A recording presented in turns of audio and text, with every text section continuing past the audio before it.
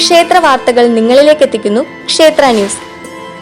ഇപ്പോൾ തന്നെ സബ്സ്ക്രൈബ് ചെയ്യൂ. തൃപ്പൂണിത്തുറ ലോക ഗജദിനത്തിന്റെ ഭാഗമായി തൃപ്പൂണിത്തുറ ശ്രീ പൂർണ്ണത്രയീശ ക്ഷേത്രത്തിൽ ആനയൂട്ട് സംഘടിപ്പിച്ചു.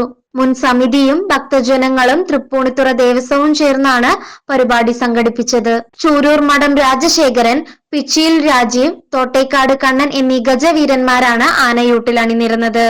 പരിപാടി കൊച്ചിൻ മെമ്പർ ശ്രീ MP മുരളീധരൻ ആദ്യത്തെ ഉരുള നൽകി ഉദ്ഘാടനം ചെയ്തു.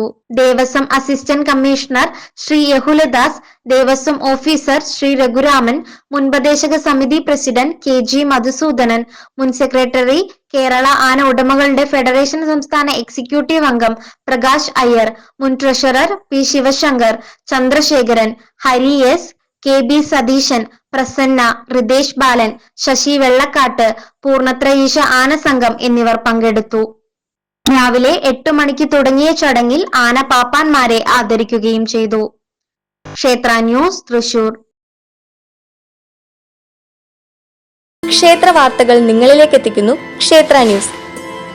ഇപ്പോൾ തന്നെ സബ്സ്ക്രൈബ് ചെയ്യൂ.